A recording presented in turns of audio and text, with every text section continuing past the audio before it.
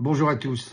Bon, j'avais dit que je n'interviendrai plus sur cette affaire Quentin, mais bon, quand je vois les réactions courroucées et parfois même les insultes et les approximations, je me sens obligé de dire quelques mots.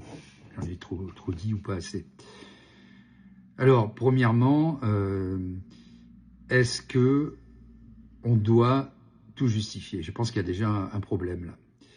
Si, comme le dit la France insoumise, elle se situe dans la tradition républicaine et qu'elle ne veut pas de la violence comme moteur de son action politique, alors elle ne peut faire qu'une seule chose, condamner de la façon la plus ferme possible et sans ambages ce qui s'est passé à Lyon.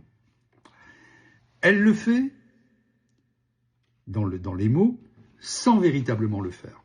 C'est-à-dire qu'elle pratique le « en même temps ». C'est-à-dire on entend Jean-Luc Mélenchon dire « jamais la violence », etc., et puis dire qu'il est très fier de la jeune garde, très fier des antifas, d'être à ses côtés, etc. Il a fait de Raphaël Arnaud un député de la nation.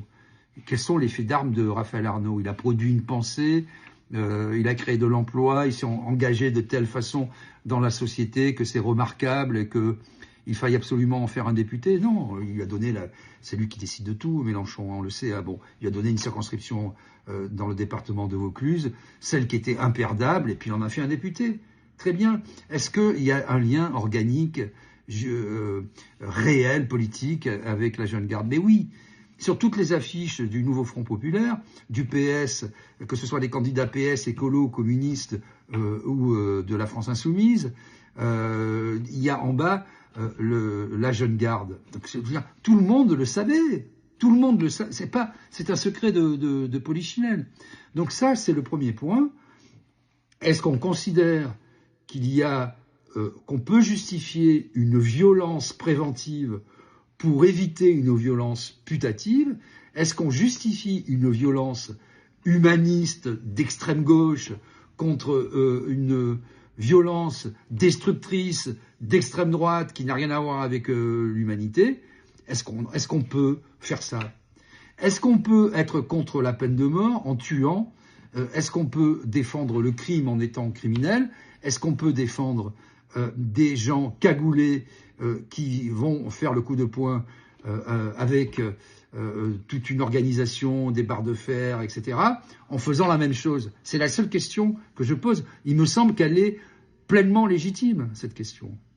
Premier point. Deuxième point, évidemment, je l'ai dit, je ne vois pas pourquoi Raphaël Arnaud reste membre de la France Insoumise.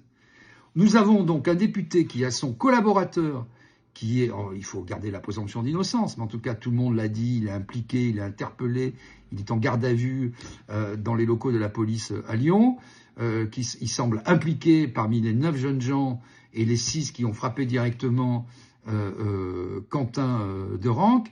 Est-ce que ils lui ont enlevé son contrat, il est mis tout ça c'est du pipeau. Je veux dire, est-ce qu'il y a organiquement, politiquement, une condamnation ferme, et est-ce que M. Arnaud est exclu des rangs de LFI? Pas que je sache. Donc on est dans l'ambiguïté, quoi. Hein. Donc après, on peut dire, alors c'est ça que je comprends pas. Moi, je le dis souvent. Je veux dire, à un moment, je ne pense pas que la solution viendra des urnes. Je pense que ça va péter, etc. Est-ce qu'il faut le souhaiter?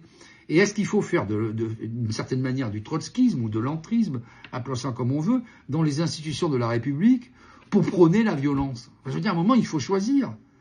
Ou on est dans une société à la Mad Max, on sort dans la rue, on s'arme, et puis on tire sur les gens qui ne nous conviennent pas pour prévenir de malheurs plus grands, de façon préventive donc, hein. C'est-à-dire, toi je t'aime pas, t'es un facho, donc je te liquide, et s'il faut, je vais pas pleurer sur toi parce qu'on va se mettre à 10 pour t'écraser la gueule. Est-ce que c'est ça? Est-ce que c'est cette société qu'on veut? Si c'est ça, il faut le dire. C'est ou l'un ou l'autre, c'est pas l'un et l'autre. Ça ne marche pas. Donc moi c'est ça que je dis, parce que je n'ai pas d'enjeu. J'essaie d'inciter tout le monde à réfléchir, comme je le fais souvent. Chacun fait ce qu'il veut. Moi je suis pas un père la morale. Je dis simplement que et si on va au-delà de la morale, c'est une impasse politique. Qui va pouvoir soutenir quelque chose comme ça? Mais tout le système va être contre LFI, à juste titre, pour le coup. Alors justement, le système, deuxième partie de mon propos. D'abord, est-ce que je soutiens le collectif Némésis, etc. Non, mais vous m'avez bien regardé, parce que je lis un certain nombre de choses. Vous m'avez bien regardé? Vous me suivez depuis X années? Vous pensez que je suis quoi, un identitaire qui va faire le coup de poing, etc. Je dis ce que je dis sur ce collectif qui fait de la provoque. Moi, je suis contre ce genre de truc. On va pas dans des manifs comme ça où il y a LFI, des gens de gauche ou d'extrême gauche, puisqu'il y a un débat, etc., en faisant du happening, le coup de poing, oh là là, on m'a battu, c'est horrible. Et puis on va se victimiser dans les chaînes de télé. Ça marche pas non plus, quoi, je veux dire. De la même manière, on me dit, je lis souvent là depuis ce matin, oui, mais ceux qui sont en cause, c'est les macronistes. Mais évidemment, mais depuis les Gilets jaunes, depuis le début, depuis le premier jour, je pense avoir été le premier et le plus scrupuleux à l'avoir documenté tous les samedis dans la rue, y compris les violences d'État, y compris les violences policières. J'ai démontré pourquoi, tant que les gens étaient divisés et que par l'exploitation d'extrême droite contre extrême gauche, c'était le terreau sur lequel la social-démocratie s'épanouissait, se développait, et pareil au niveau européen. Tomber dans ces pièges grossiers et de faire le coup de poing en justifiant des morts au nom de la lutte contre le fascisme et en faisant des comptabilités morbides, en disant « Ah, ben il y a X, l'extrême droite a tué X personnes et nous, on a une espèce de crédit victimaire ou de crédit de combat qui est déficitaire, hein, donc on doit pouvoir arriver au même nombre. » Mais les morts s'additionnent, elles ne se soustraient pas. Prendre les oripeaux du fascisme pour se comporter comme tel, prendre les méthodes fascistes pour se comporter en fasciste, pour lutter contre le fascisme, ça ne marche pas. Ça s'additionne. Putain, mais à un moment, moi je veux bien être dans le déni, je veux bien ce qu'on veut. Donc nous sommes à une période, un tournant de la vie politique française,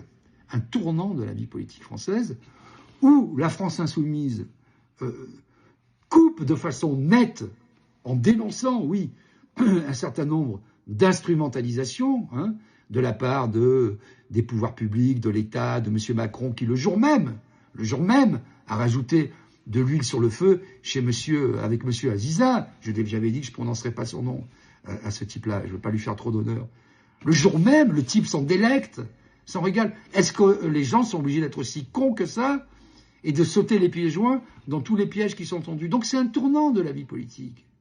Parce que justifier l'injustifiable, justifier le lynchage de ce jeune Quentin, qu'il fût-il cagoulé ou non, qu'il ait des idées claires ou non, qu'il ait des idées saines ou non, je veux dire, à un moment, en République, on ne tue pas des gens pour des idées, on ne doit pas tuer quelqu'un de 23 ans à coups de pied, le finir à 6 contre 1, alors qu'il gît au sol, en le piétinant, en disant « c'est lutter contre le fascisme ».